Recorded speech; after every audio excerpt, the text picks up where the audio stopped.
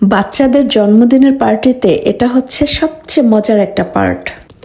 এখানে কালারফুল যে জিনিসটা দেখতে পাচ্ছেন হাতে ঝুলিয়ে রেখেছে, সো এটার ভেতরে কিন্তু চকলেট, তারপর খেলনা এবং মজার সব জিনিসপত্র থাকে যেগুলো বাচ্চারা পছন্দ করে।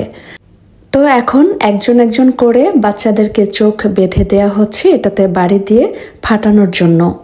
বাচ্চারা এখন যার যতটুকু শক্তি আছে সেটা দিয়ে ওরা ট্রাই করছে ফাটানোর জন্য।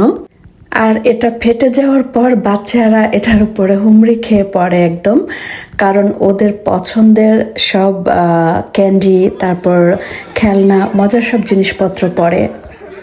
তো আপনারা দেখতে থাকুন বাচ্চারা কি করছে।